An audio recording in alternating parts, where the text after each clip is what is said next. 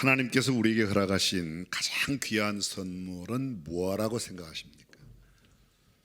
저는 그 어떤 것보다도 우리에게 허락하신 선물 가운데 가장 귀한 선물은 우리 부모님이 아닐까 생각합니다. 부모님 없이 태어난 사람 있습니까? 역사적으로 보면 부모님 없이 이 땅에 온 사람이 있습니다. 아담과 하와는 부모 없이 왔습니다. 예수님은 어머니는 마리아이지만 아버지는 성령으로 잉태되셨다고 이야기합니다. 근데 부모 없이 온 사람이 이 땅에 아무도 없는데 그 부모를 공경하라는 하나님의 말씀을 우리는 되새겨 보고자 합니다. 오늘 성경 본문은 신명기 5장 16절, 이스라엘 백성들 가운데 애굽에서 나온 사람들은 광야 40년 동안에 여호수아와 갈렙을 제외하고 모두가 다 하나님께로 돌아갔고, 여호수아 이후 세대의 사람들이 모압 동편, 요단강 동편 모압 벌판에서 가나안 입국 직전에 이미 40년 전에 받았던 십계명을 다시 한번 하나님께서 일러주시는 장면입니다. 제5계명, 너는 너희 하나님 여호와의 명한 대로 내 부모를 공경하라. 그리하면 너희 하나님 여호와가 내게 준 땅에서 내가 생명이 길고 복을 누리리라. 그렇습니다. 부모 공경에 대한 하나님의 계명입니다. 김장한 목사님 매일의 큐티집 지난 5월 8일 엊그제 날짜에 이런 큐티의 내용이 담겨져 있습니다. 혹시 보신 분?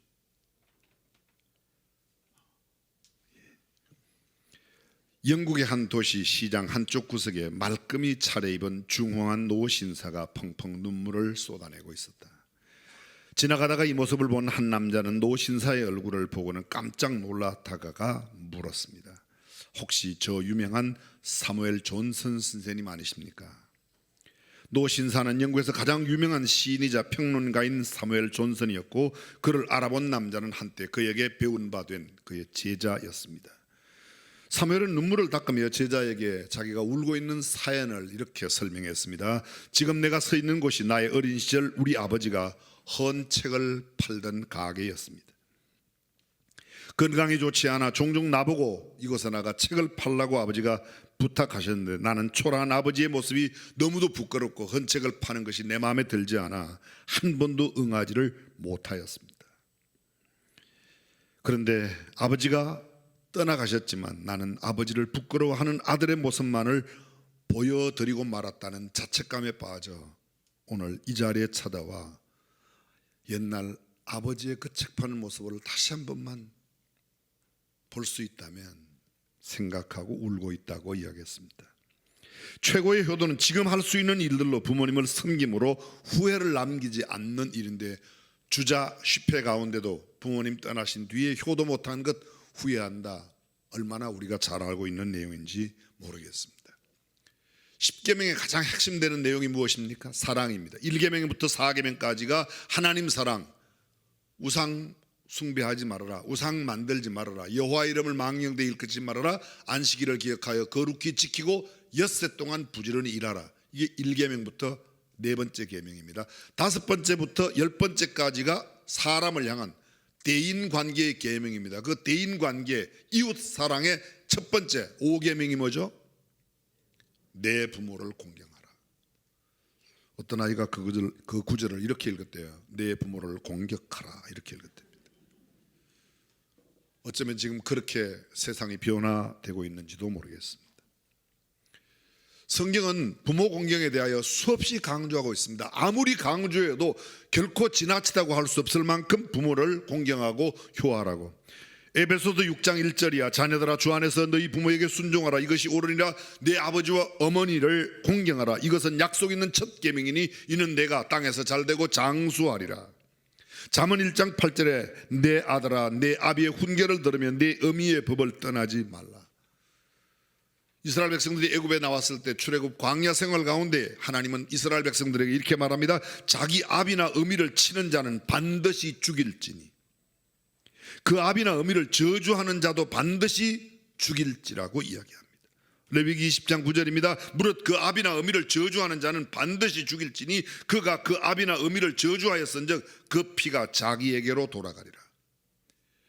부모를 치거나 부모를 저주하는 사람은 돌로 쳐 죽이라고, 끔찍한 표현. 성경에 이런 표현이 있을까 의심이 들 만큼, 그러나 그런 강한 의조로 부모 공경을 이야기하고 있습니다. 신명기 21장입니다. 사람에게 완악하고 패역한 아들이 있어 그 아비의 말이나 그 어미의 말을 순종치 아니하고 부모가 징책하여도 듣지 아니하거든 그 부모가 그를 잡아가지고 성문에 이르러 그 성읍 장로들에게 나아가서 그 성읍 장로들에게 말하기를 우리의 이 자식은 완악하고 패역하여 우리 말을 순종치 아니하고 방탕하며 술에 잠긴 자라 하거든 그 성읍의 모든 사람들이 그를 돌로 쳐 죽일지니 이같이 내가 너의 중에 악을 제하라.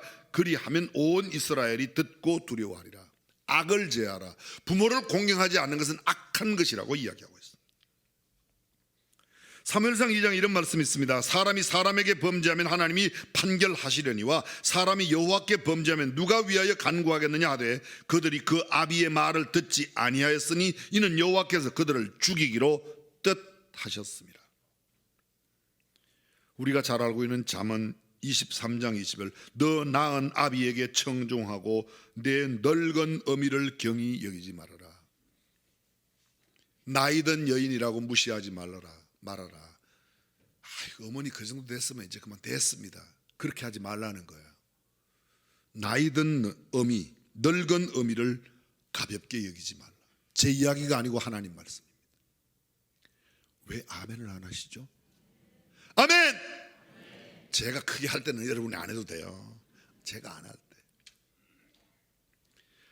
잠언 23장 25절 내 부모를 즐겁게 하며 내 낳은 어미를 기쁘게 하라. 아멘. 아버지를 즐겁게 하고 부모를 기쁘게 하고 어머니를 정말 늘 기쁨과 즐거움 가운데 살게 합니다. 왜 효도해야 하죠? 왜 순종하고 왜 부모님을 공경해야 합니까? 몇 가지 이유를 성경은 이야기하고 있습니다. 또는 원인, 또 그렇게 해야만 되는 까닭을 이야기합니다. 첫 번째, 하나님의 명령이기 때문입니다. 다시 보십시오. 자녀들아, 내 부모를 주 안에서 순종하라.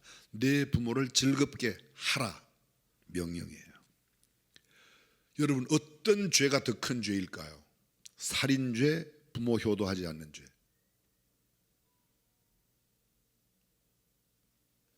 대답하기가 곤란해요. 똑같습니다. 근데 사람을 죽이면 큰 죄라고 생각하고 부모님 말씀 안 듣는 것은 가볍게 생각해요. 거짓말하는 것하고 사기치는 것하고 그거 못지않게 부모님을 공경하지 않는 것도 죄라고 성경은 이야기합니다. 우상 숭배하는 거 우리 큰 죄라고 생각합니다. 간음하는 거, 도둑질하는 거 큰 죄라고 생각합니다. 부모를 가볍게 여기는 거 별로 대수롭지 않게 생각해요. 여러분, 부모를 가볍게 여기고 부모에게 공경하지 않으면 부모를 잘 섬기지 않고 순종하지 않는 것은 도둑질하는 것 못지않게, 우상 숭배하는 것 못지않게, 거짓말하는 것 못지않게 그것도 하나님 앞에 죄인 줄로 믿습니다. 성경은 그렇게 이야기합니다. 2주 전에 성경을 읽다 이런 장면을 보았어요.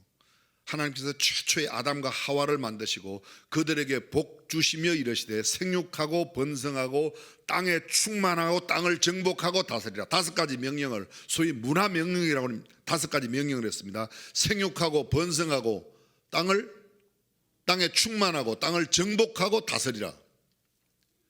이게 하나님의 명령이에요. 첫 사람 아담에게 명한 명령이에요. 생육하고 번성하라고 그랬는데 내가 사는 게 어렵다고 생육하고 번성하는 일 안 한다. 하나님의 말씀을 어기는 죄. 그것도 똑같이 주의를 성수하지 않는 것, 우상 숭배하는 것 못지않게 생육하지 않는 것도, 애 안 낳는 것도 죄라는 거예요. 이렇게 생각해야 저출산 문제가 해결돼요. 우리나라 심각해요. 소득 5만 불 10만 불 되면 그게 무슨 소용이 있어요? 사람이 없는데. 저출산 문제 이거 정말 심각합니다. 저는 코로나 문제보다 어쩌면 저출산 문제가 더 심각하다는 생각을 갖습니다.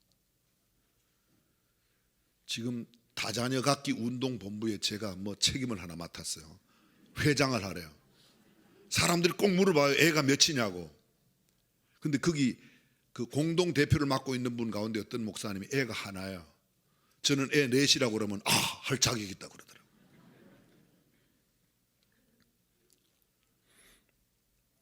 부모 공경 똑같이 부모를 공경하지 않는 것이나 살인하는 죄나 간음하는 죄나 부모를 공경하지 않는 거나 도둑질하는 거나 부모 공경하지 않는 거나 남에게 탐욕을 부리고 거짓말하는 것이나 부모를 공경하지 않는 거나 똑같은 무게의 하나님의 말씀이에요. 그런데 우리는 유독 도둑질은 큰 죄라고 생각하고 살인은 큰 죄라고 생각하고 부모를 우습게 하는 것은 대충 생각합니다. 그렇지 않습니다.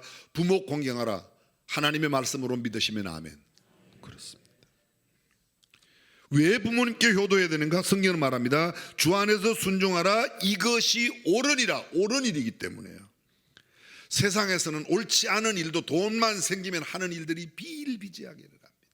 내게 권력이 주어지고 지위가 주어지면 부정과 부패도 스스럼없이 행합니다. 거짓을 부립니다. 술수를 합니다. 사기를 칩니다. 돈만 생긴다면 별의별 짓을 다 합니다. 그런데 아무리 돈이 많이 생겨도 해서는 안 될 일은 하지 말아야 하고 힘들고 어려워도 옳은 일은 해야 될 줄로 믿습니다. 그런데 성경은 말하기를 내 부모를 공경하는 것이 옳은 일이라고 말해요. 그런데 옳은 일도 우리가 하지 않습니다.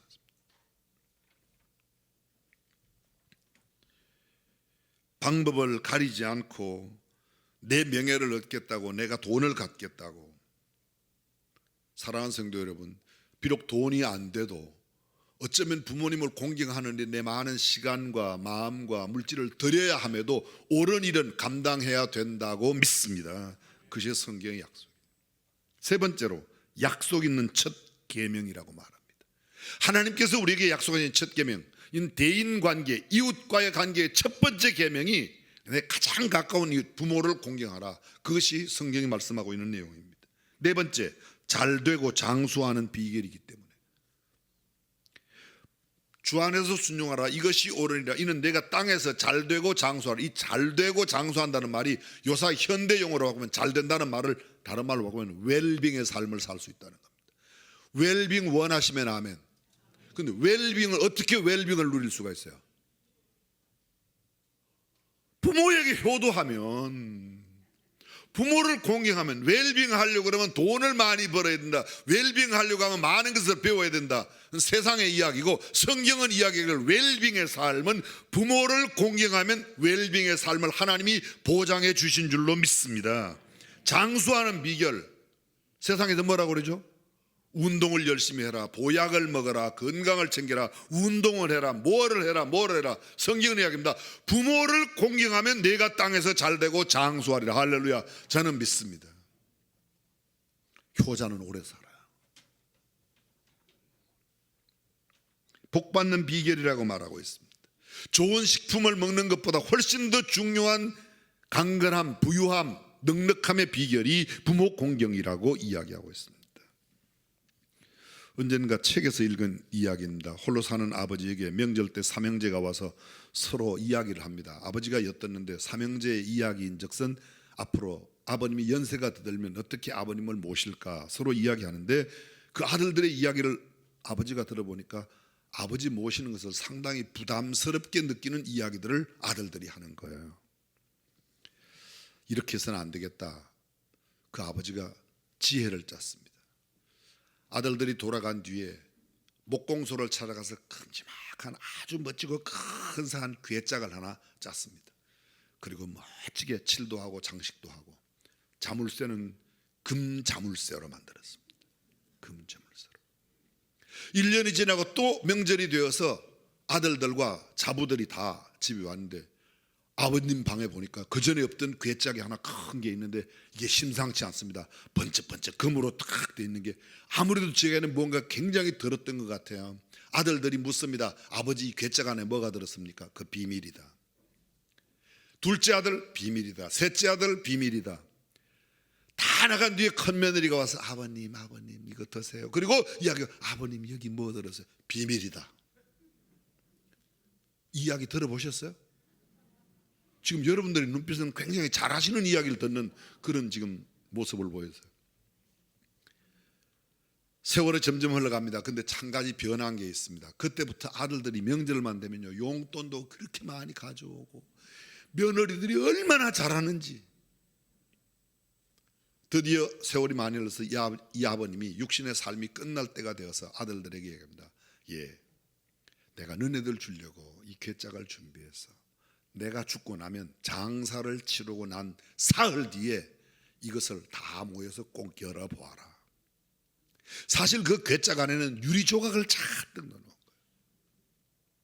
아버님 돌아가셨습니다. 삼형제가 장례를 치렀습니다. 지극정성으로 온 동네 사람들, 살아계실 때는 온 동네 사람 모셔다가 잔치도 벌이고 별의별 것 하고 떠나신 뒤에도 정말 뻑적지근하게 그렇게 장례를 잘 모셨습니다. 드디어 사흘 뒤에 삼형제의 내외간에 함께 앉아서 아버님 남겨주신 그 괴짝 딱 열고 보니까 어머, 이게 유리조각, 이게 설마 유리조각만 있겠냐.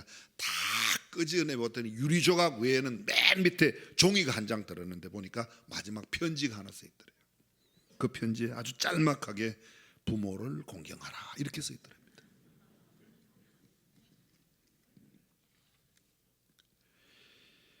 큰아들 둘째 아들 내외가 난리가 났습니다. 이게 뭐냐고. 도대체 아버지가 우리를 속여도 유만분수 이럴 수가 있냐고 큰 난리 나는데, 셋째 아들 방성대곡을 하면서 아버지, 이제 아버지 마음을 알았습니다. 아버지가 자녀에게 가르쳐주고 싶었던 것은 일륜지 가장 근본이 되는 가장 중요한 윤리, 부모 공경을 우리에게 이렇게라도 가르쳐 주려고 하셨던 아버지의 마음을 이제 알았습니다. 대체로 보면요, 이때는 꼭 막내가 이런 걸 잘 깨달아요. 사랑하는 성도 여러분, 우리가 맨정신 차리고 있을 때, 부모님이 아직 살아계실 때에 더 효도하고 공경하는 저와 여러분들이 될 수 있기를 주님의 이름으로 축원합니다. 그렇습니다. 떠난 뒤에 아무리 후회도 소용없습니다. 주자 10회 가운데, 주자가 10가지 후회하는 일 가운데 부모님 떠나신 뒤에 효도 못한 거 후회해봐도 소용없다. 반중 좋은 감이 고와도 보이나다. 유자 아니라도 품은 적도 하다마는 부모가 반길이 없으니 이를 서로 하는 시조를 우리가 잘 알고 있습니다. 그렇습니다. 부모님 살아실 때 효도하는 것 우리에게 가장 중요한 일입니다. 어떤 날 출간하는 남편에게 그 남편의 아버지 되는 80이 넘으신 어르신이 아들에게 아들아 돈 3만 원만 주고 가거라. 그랬더니 아들이 없어요. 그리고 매몰차게 아주 박정하게 거절하고 합니다. 그 모습을 본 그 아내가 도저히 그냥 있을 수가 없어서 남편의 뒤를 따라갔습니다. 남편이 얼마나 걸음이 빠른지 막 버스를 타려고 하는데 가서 붙들고 여보 돈 5만 원만 줘. 5만 원만. 왜? 애들 뭐도 해야 되고 뭐도 해야 되고. 그때 주머니에 돈을 끄집어내가지고 5만 원을 세는데 뭐 술값 빼고 당배값 빼고 뭘 빼고 못 빼고 부인이 보고 있다가 그냥 그 돈 확 빼뜨려갖고 다 갖고 왔어. 집으로 오니까 연세 드신 아버님이 양지 쪽 담벼락 밑에 이래 있는데 가서 얼른 아버님한테 아버님 이것 가지고 드시고 싶은 소주도 드시고 이것 가지고 친구들과 함께 공원에 놀러도 가시고 드렸어요. 얼마나 며느리가 고마운지 시아버지 마음속에 그래 참 귀하다.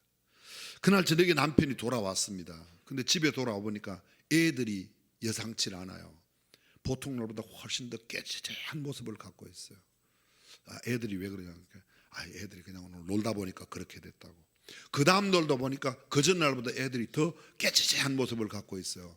며칠째 계속되니까 남편이 아내에게 한마디 했습니다. 여편네야 도대체 집에서 뭐 하는 거냐. 애 안 돌보고. 그때 이 아내가 이야기를 하는 거예요. 여보 아무리 잘 키우면 무슨 소용이 있어. 깨끗하게 내가 알기로 당신 아버지가 당신을 얼마나 그렇게 금지의급체로 키워놨는데 돈 3만 원도 못 주고 가는 그런 인간, 이놈들도 다 그런 새끼들 터인데 그거 잘 키워서 뭘 하냐고. 그때서 그 남편이 얼른 깨닫고 아버지 방으로 들어갔어요. 그러니까 아버지가 아들 이게 웬일이냐. 아버지는 며칠 전 돈 3만 원 안 준 거 새까맣게 하나도 기억 안 나고 뭐 직장에 어려움 없나 어쩐 일이냐 뭐 어떻고 다 그냥 아버지 앞에 탁 엉엉 울면서 아버지 이제 아버지를 알았습니다. 꼭 떠나고 나야 우리를 깨달아요. 사랑하는 성도 여러분, 어버이 살으실 때 정말 효도를 다하여 하나님께서 예비하신 하나님의 복도 누리고 일륜지 도를 잘 지키는 중앙 가족들이 모두 될 수 있기를 주님의 이름으로 축원합니다. 성경이 가르치고 있는 이유 아무리 강조해도 끝도 없습니다. 어떻게 효를 해야 됩니까? 성경은 이렇게 말합니다. 오늘 다시 본문 보시죠. 너는 너의 하나님 여호와의 명한 대로 네 부모를 공경하라. 잘 들어보세요. 너의 하나님 여호와의 명한 대로. 다시 말하면 하나님께서 말씀하신 대로, 하나님께서 보여주시는, 하나님께서 가르쳐주시는 그 방법으로, 그 원리로, 그 사항으로. 쉽게 설명을 한번 드려보겠습니다. 여러분 누구에게 선물 드릴 때 여러분 마음에 드는 거를 고르세요? 선물 받는 사람 마음에 드는 걸 고르세요? 무슨 소리인지 못 알아들으세요? 선물 받는 사람을 생각하고 이 사람에게는 이런 선물을 줘야 되겠다. 대학교에 입학했다니까 만년필을 사줘야 되겠다. 이런 걸 생각하죠. 아니면 내가 주고 싶은 뭐를 내가 빵 주고 싶으니까 빵을 준다. 내가 주고 싶은 걸 줘요? 선물 받는 사람을 생각해서 줘요? 선물의 원칙이 그거예요. 그런데 부모 효도의 원칙은 하나님께서 명하신 대로 하라는 겁니다. 내 마음대로 내 기분대로 하지 말고 부모님이 뭘 원하시는가도 중요하지만 하나님께서 이미 명령해 놓으셨어요. 하나님께서 말씀하신. 그래서 에베소서 6장 1절에 자녀들아 주 안에서 너희 부모에게 순종하라. 주 안에서 주님을 떠나서는 주님의 말씀에 어긋나는 것은 아니라는 겁니다. 주님께서 말씀하신 그 말씀 안에서 주님의 뜻을 따라 순종해야 된다고 이야기하고 있습니다.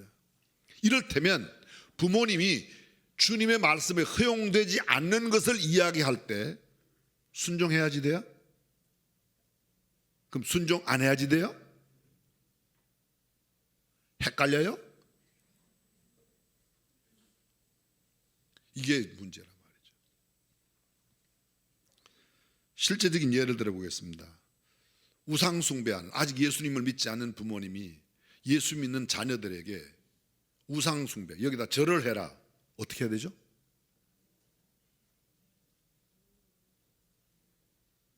그런 경험을 안 해보셨어요?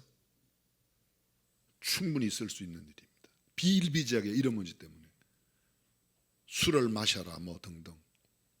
그건 조금 다르지만 하여간 우상숭배에 대해서 남의 것을 훔쳐와라 뭐 얘는 그렇게 시키는 부모가 없겠지만 이를테면 그런 일이 생길 때 어떻게 하는가? 하나님의 뜻에 벗어난 일을 시키면 요구는 거절해도 태도는 순종의 태도를 유지해야 된다는 겁니다. 일은 거부해도 인격은 모독하지 말아야 된다는 겁니다. 이해가 되시죠? 근데 대부분의 사람들이 하나님의 말씀을 지킨다는 너무 뚜렷한 명분 때문에 내가 그걸 어떻게 해요? 난 절대로 안 해요. 그런 태도는 하면 안 된다는 거예요. 제가 그걸 못하는 공손한 태도를 유지하면서 요구를 거절할 수 있어야 됩니다. 골로새서 3장 20절은 자녀들아 모든 일에 부모에게 순종하라. 모든 일에, 여기 모든 일이라는 것은 하나님께서 부모에게 부여하신 권한 내에 있는 모든 일이지 그 권한을 벗어나서는 모든 일이 아니라는 거죠. 쉬운 예를 또 하나 들어보겠습니다. 회사의 주인이 시키는 명령이 있고 내 직속 상관이 시키는 명령이 있어요. 근데 직속 상관이 시키는 일이 사장님의 오너의 회사 주인의 뜻과 배치될 때 부장이나 과장 말을 들어야 돼요? 안 들어야 돼요? 거절해야 되겠죠. 그런데 태도는 어떻게 해요? 공손한 태도를 가져야 된다는 거예요. 그런데 대부분의 사람들이 거절하는 것은 잘 배우는데 그것도 잘 못하는 사람도 있지만 공손한 태도를 갖지 못합니다. 여러분 기억나십니까? 다니엘이 바벨론의 포로로 붙잡혀 갔습니다. 그를 맡은 관원이 있었습니다. 포로로 온 사람들 가운데서, 소년들 가운데서 지혜롭고 똑똑하고 왕실에서 붙들어온 훌륭한 사람들을 따로 뽑아서 환관장 아스브나스라고 하는 관리, 그 사람 공무원이에요. 그러니까 바벨론의 고급 공무원이 이 사람들을 맡았습니다. 이 사람이 하는 일은 이 아이들의 먹는 것, 교육 이런 것들을 책임 맡은 사람이 이 환관장 아스브나스라고 하는 사람인데, 다니엘과 그의 친구들에게 왕이 먹는 진미와 왕이 마시는 포도주로 이 사람들을 먹이게 하는 겁니다. 그런데 다니엘은 하나님을 섬기는 사람이라 왕의 진미, 고기나 떡, 제사 드렸던 제물로 바쳤던 것을 먹을 수가 없으니까 이야기하는 겁니다. 환관장에게, 환관장님, 제가 청이 있습니다. 앞으로 열흘 동안 우리는 이 고기를 안 먹겠습니다. 근데 열흘 동안 고기를 안 먹어서 만약 고기 먹은 다른 사람보다 우리의 얼굴이 초췌하면 우리도 고기 먹겠습니다. 그러나 만약 그렇지 않다면 우리는 계속 이 고기를 먹지 않도록 해 주십시오.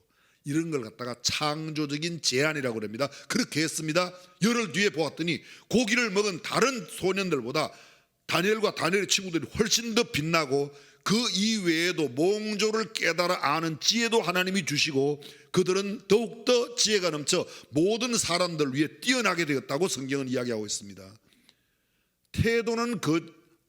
요구는 거절해도 태도는 거절하지 않고 창조적인 제안을 했다는 겁니다. 마찬가지입니다. 부모님께 효도의 태도는 잃지 말아야 합니다. 부모님이 부당한 일을 시켜도 하나님의 말씀에 위배된 일을 시켜도 태도만큼은 그대로 유지하고 요구는 우리가 따르지 못하는 한이 있더라도 이렇게 가져야 된다. 성경은 이렇게 가르치고 있습니다. 근데 대부분이 이런 면에서 우리가 실패하고 있습니다. 사랑하는 성도 여러분, 우리 부모님이 천년만년 오래 살아계시는 게 아니라는 것은 우리가 너무도 잘 알고 있습니다. 부모님 살으실 때 섬기기 다 하는 저와 여러분들이 될 수 있기를 주님의 이름으로 축원합니다. 마지막으로 짤막한 이야기 하나만 하고 오늘 말씀을 정리하겠습니다. 세상에서 가장 아름다운 얼굴, 혹시 여러분 가운데 보신 분도 계실지 모르겠습니다. 평생을 일그러진 얼굴로 숨어 살다시피 한 아버지가 있었습니다. 그에게는 아들과 딸 남매가 있었는데 심한 화상으로 자식들을 돌볼 수 없어 고아원에 맡겨놓고 시골의 외딴 집에서 살았습니다. 한편 아버지가 자신들을 버렸다고 생각한 자식들은 아버지를 원망하며 자랐습니다. 어느 날 아버지라며 나타난 사람은 화상을 입어 얼굴이 흉하게 일그러져 있었고 손가락은 붓거나 없는 모습이었습니다. 저 사람이 나를 낳아준 아버지란 말이야? 자식들은 충격을 받았고 차라리 고아라고 생각했던 시절이 훨씬 좋았다며 아버지를 외면해 버렸습니다. 시간이 흘러 자식들은 성장하여 결혼을 하고 가정을 이루었지만 아버지는 여전히 사람들 앞에 모습을 나타내지 않으며 혼자 외딴 집에 지냈습니다. 몇 년 뒤 자식들은 아버지가 돌아가셨다는 소식을 들었습니다. 그동안 왕래가 없었고 아버지를 인정하지 않고 살던 자식들이라 아버지의 죽음 앞에서도 별다른 슬픔이 없었습니다. 하지만 자신들을 낳아준 아버지의 죽음까지 외면할 수 없어 시골의 외딴 집으로 아버지의 장례를 위해서 갔습니다. 외딴 집에서는 아버지의 차가운 죽음만이 그들을 기다리고 있었습니다. 마을 노인 한 분이 문상을 와서 아버지께서는 평소에 버릇처럼 화장은 싫다, 뒷산에 꼭 묻어달라고 이야기를 해주었습니다. 원망했던 아버지에게 자식들은 아버지를 산에 묻으면 명절이나 때마다 찾아와야 하는 것이 번거롭고 귀찮아서 화장을 하겠다고 했습니다. 아버지를 화장하고 돌아온 자식들은 아버지의 짐을 정리해 태우기를 시작했습니다. 마지막 남은 유품을 정리하고 다 소각하는데 평소 덮었던 이불이랑 옷가지들을 비롯해 아버지의 흔적이 베어있는 물건들을 몽땅 끌어다 놓고 불을 질렀습니다. 마지막으로 책들을 끌어내 불 속에 집어넣다가 비망록이라고 쓰인 빛바랜 아버지의 일기장을 발견했습니다. 불길이 일기장에 막 붙는 순간 왠지 이상한 생각이 들어 얼른 꺼내어 불을 끄고는 그리고는 연기가 나는 일기장을 한 장 한 장 넘기며 읽기 시작했습니다. 아들은 일기장을 읽다가 그만 눈물을 터뜨리고 말았습니다. 통곡을 하며 옵니다. 일기장 속에는 아버지가 보기 흉한 얼굴을 가지게 된 사연이 씌어 있었습니다. 아버지의 얼굴을 그렇게 만든 것은 바로 자신들이었습니다. 어릴 적 그들의 불장난 때문에 집에 화재가 났습니다. 일기장은 죽은 아내와 아이들에게 쓰는 편지로 끝이 났습니다. 여보, 내가 당신을 여보라고 부를 자격이 있는 놈인지조차 모르겠소. 그날 당신을 업고 나오지 못한 나를 용서하구려. 울부짖는 어린아이들의 울음소리를 뒤로하고 당신만 업고 나올 수가 없어서 아이들만 데리고 나왔다. 여보, 하늘나라에서 잘 있지? 아버지로서 해준 것은 없지만 아이들은 잘 자라 한 일가를 이루었어. 네, 당신 곁에 가면 다 이야기해 주리이다. 이제 이성의 인연이 다한 것 같오. 당신 그 곁으로 가면 너무 날 나무라지 말아주오. 그리고 보고 싶은 내 아들 딸에게 편지는 계속되었습니다. 일기는 계속되었습니다. 평생 너희들에게 아버지 역할도 제대로 못하고 이렇게 집만 되는 삶을 살다가 가는구나.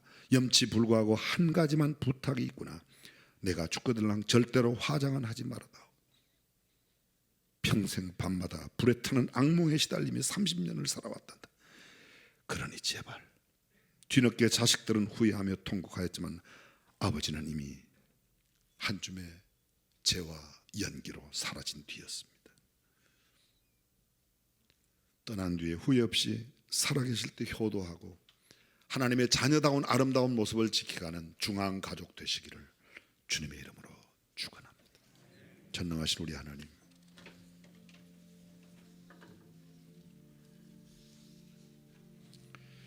세상이 바쁘다고 힘든 일이 많다고 나도 어려워 죽겠다고, 그러나 아무리 힘들고 어려워도 부모 공경만큼은 하나님께서 친히 말씀하신 계명이요 명령인데 그것을 잘 준행하는